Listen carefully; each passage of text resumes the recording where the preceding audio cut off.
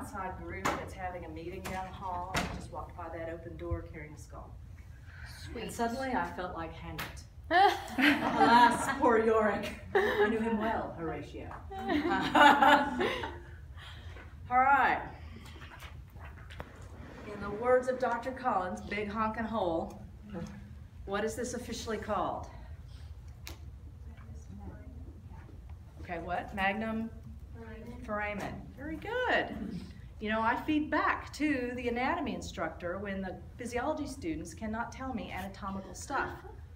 And so then she really drills it in your head that foramen magnum she's gonna ask you.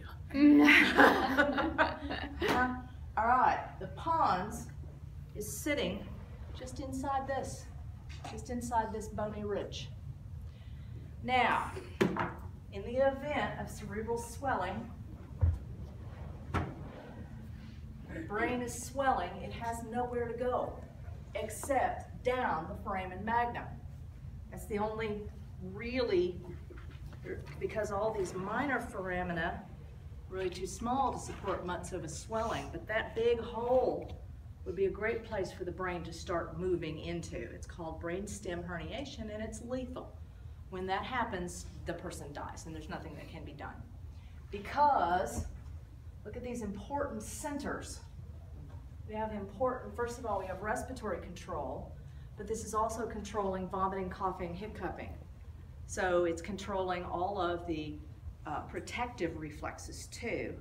And then if the medulla gets squeezed, now think about the pons is a swollen area. It gets stuck in here, it gets squeezed, it doesn't get blood, it dies. The person dies.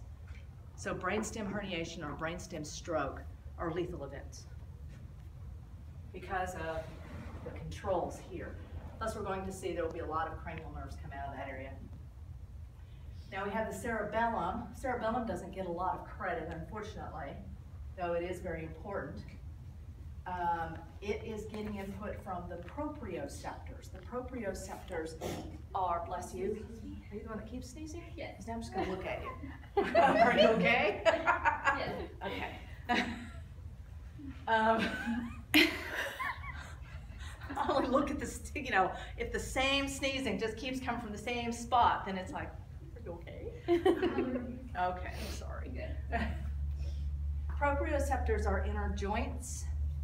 That way I know where everything is all the time. I know that I'm upright. I know that I just turned to the right. I know where my arms and legs are all the time because of the proprioceptors.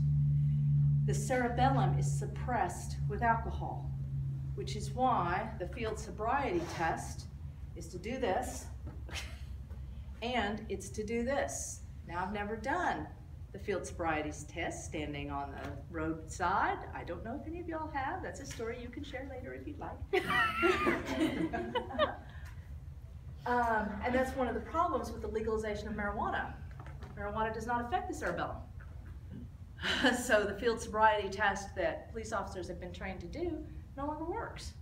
So they're trying to figure out, you know, if somebody has used so much marijuana that they're impaired, well, they need to come up with new ideas.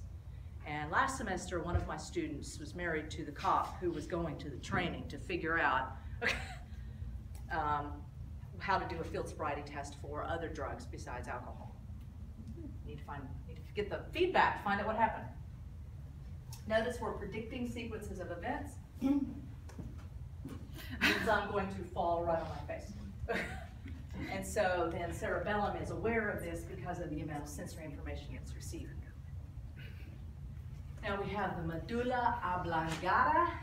Yes, that YouTube video is from Waterboy. If you have not seen that movie, which I had not. I've never seen a movie. But students told me about, you know, that I had to Google, I had to look at that YouTube clip, so I went ahead and put it in here. Now, it contains all the tracts between the brain and the spinal cord, cranial nerves. Notice that it's handling the cardiovascular system. It's handling the beat of the heart, and it's handling blood pressure. We can do a lot with drugs, but if the heart quits beating, the person dies if we have brainstem herniation or stroke. Oh, by the way, there's something called locked-in syndrome. Thankfully, it's rare. It's injury or stroke to the pons, in which case the entire brain remains intact. The person is 100% aware, but has no ability to control the body at all. They are completely paralyzed, including eyes closed. So they have no way of communicating, but they are fully in there, and they're listening to you, but they cannot say, but I am alive, I'm here. All right, now we start working our way down toward the spinal cord. We have something called the pyramids. So what I've done is I've got you a picture of a cross-section of the medulla. This is, here are the pyramids. We are on the front side, on the front and below, just double checking.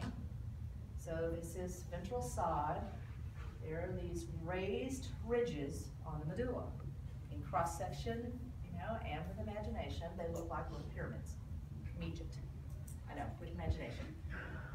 And you gotta wonder just what kind of absinthe and cocaine and opium those early anatomists were toking when they came up with some of this, but anyway. So here's a drawing, there's those ridges. These are important to talk about because these ridges are motor control. They're running out for me to be able to do my fine motor typing. So that's why they're an important part. The decussation of the pyramids, now you remember the right hemisphere controls the left half of the body, and the left hemisphere controls the right half of the body. The crossing of those neurons occur either at the level of the spinal cord or at the medulla. So that's why we have the crossing of the pyramids. There's lots of stuff that crosses, that comes up, like say it's coming from the right side of the body. So it comes up the right side of the body, gets to the medulla and crosses, and then goes to the left brain for processing.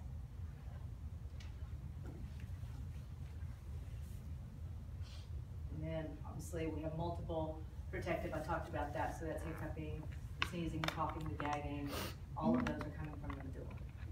So should you, and I've attended a lot of this, help the physician determine brain death, the physician looks to see whether or not the person has gag reflex. Do they have a cough reflex? Which tells them whether or not the swelling is so bad that the medulla no longer works. All right, unconscious control of posture and walking is handled by what? A part of the brain distinctly affected by alcohol. No. Well, I meant the E. that's what I meant, the cerebellum, not the whole. We got to get that whole cerebrum cerebellum thing. You needed to have already had that done. Yeah. Well, I did the presentation over all that anatomy. Over this, oh, really? Over the cerebrum or over the cerebellum? The whole thing. Including cerebellum? The pyramids, the pons, Oh, okay. the medulla, Okay. the cerebellum, cerebrum. Well, then why did you screw that up? All right, brain swelling can cause the what? To slide down into the foramen magnum, resulting in loss of breathing, heart function, and blood pressure. D. That's right, the medulla. Okay, so questions so far. We've worked our way down all the parts of the brain. Now we're going to look at more whole brain activities.